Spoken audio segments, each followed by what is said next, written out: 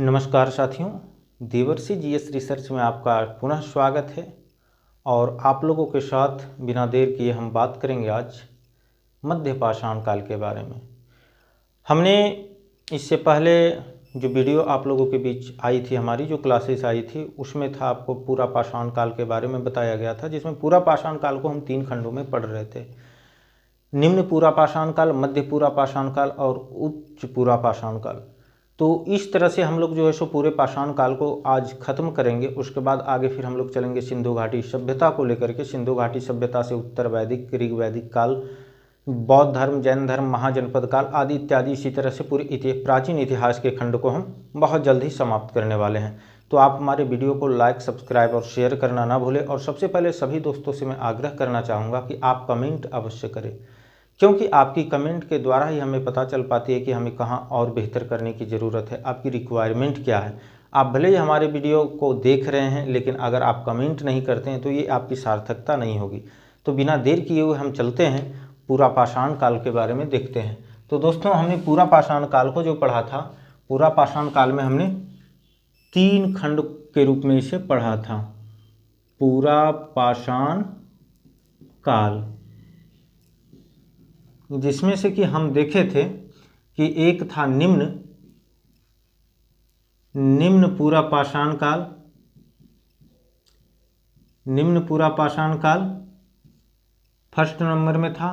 दूसरा आपका मध्य पाषाण काल और तीसरा था नव पाषाण काल के बारे में। तो निम्न पूरा पाषाण काल की क्लासेस हो चुकी है। आज हम बात करेंगे आपके साथ मध्य पाषाण काल और नव पाषाण काल के बारे में। दोस्तों, मध्य पाषाण काल को जो है सो मीसोलिथिक युग के बारे में भी कहा गया है। इसे मीसोलिथिक युग के नाम से भी जाना जाता है।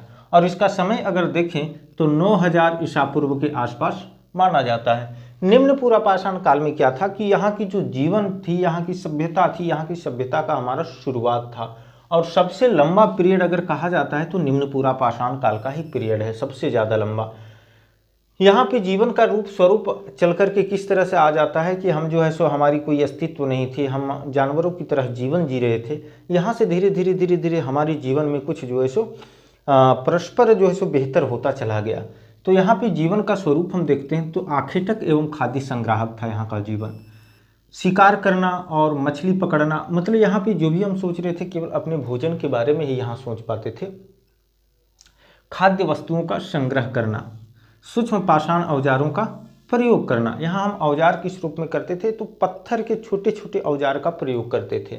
यहाँ पे हम स्थल देखते हैं, क्योंकि सबसे पहला जो है सो सवाल पूछा जाता है इसी जगह से। किसी भी एग्जाम में जो सवाल पूछे जाते हैं वो इसी जगह से पूछा जाता है कि इसके साक्ष्य, मध्य पाषाण काल के साक्ष्य कहाँ पे मिले हैं। तो मध्य प्रदेश में 3 जगह है। पहला है आदमगढ़, दूसरा है भीमबेटका और तीसरा है बघौर। राजस्थान है बागौर, उत्तर प्रदेश में है महदहा और सरायनाहर राय। उत्तर प्रदेश के 2 स्थान हैं जहाँ पे आप सभी जान रहे हैं कि योगी जी की बुलडोजर बहुत तेज़ी से चलती है, और उन्हीं की बुलडोजर के द्वारा पता नहीं क्या क्या निकाला जा सकता है, कहना अभी बड़ा मुश्किल है। बिहार में पायसरा है, मुंगेर नामक स्थान पे, मुंगेर डिस्ट्रिक्ट में ये पड़ता है पायसरा। उसके बाद हम देखते हैं नवपाषाण काल, जिसे नियोलिथिक युग भी कहा गया है। याद रखिएगा, ये सब कहीं ना कहीं इम्पोर्टेंट है आपके लिए। मीसोलिथिक, नियोलिथिक, ये सब पूछता है कि किस काल को नियोलिथिक कहा गया है, किस काल को मीसोलिथिक कहा गया है। इसका समय जो माना गया है वो 7000 ईसा पूर्व है। यहाँ का जीवन क्या है, यहाँ से देखिए और ज़्यादा बेहतर धीरे धीरे हमारी जीवन में प्रगति बढ़ती जाती है। यहाँ हमारा क्या था, यहाँ हमारी जीवन थी खाद्य संग्राहक एवं आखेटक था। यहाँ जीवन हमारा क्या हो जाता है, खाद्य उत्पादक हो जाता है। अब हम अपने ही केवल भोजन के बारे में नहीं सोचते हैं, हम औरों के भोजन के बारे में सोचने लगते हैं। हम जो है सो भोजन का उत्पादन करने लगते हैं। कृषि हमारी बेहतर होती हुई चली जाती है यहाँ पे। तो इसका जो है सो देखिए, इलाहाबाद में कुलडीहवा इलाहाबाद में एक जगह है जहाँ से चावल और धान के साक्ष्य प्राप्त हुए हैं। यहाँ से हम अस्थायी घरों में रहना शुरू कर देते हैं। पहले हमारा जीवन क्या था कि हम गुफाओं में रहते थे, वृक्षों के नीचे रहते थे, वृक्ष पर रहते थे। अब यहाँ से क्या हुआ कि यहाँ से धीरे धीरे हम अस्थाई अपना जो है सो घर बनाना चालू कर दिए। जैसे आज हम वर्तमान में अस्थाई रखते हैं। आखिर दिन भर आप कहीं भी घूम ले, शाम में आप अपनी अस्थाई जगह पे वापस जरूर आएंगे। चाहे आप कहीं बाहर में रह के पढ़ रहे होंगे, बाहर में रह करके काम कर रहे होंगे, या अपने घर के काम काज करते होंगे, तो आज क्या है, आज हमारे पास एक अस्थाई निवास है, उस स्थान का हमारे पास पहचान है। तो अस्थाई घर बनाकर यहाँ से हम रहने लगे थे। यहाँ से हमारी जीवन में और प्रगति आई कि कृषि व पहिए का आविष्कार हो गया। पहिया एक हमारी सभ्यता की बहुत बड़ी क्रांति है। पहिया आना मतलब हम अपनी जीवन की गति को तेज कर दिए। तो पहिया जो आता है सो यहीं से आता है नवपाषाण काल में। यहाँ पे पत्थर की कुल्हाड़ी का इस्तेमाल भी होने लगता है, धूसर मृद भांड का प्रयोग होने लगता है। मतलब यहाँ से जीवन हमारा जो है सो और बेहतर से बेहतर, बेहतर से बेहतर होता चला गया। कब्र में मालिक के साथ कुत्तों को दफनाया जाना, याद रखिएगा, बहुत बार ये एग्जाम में पूछता है।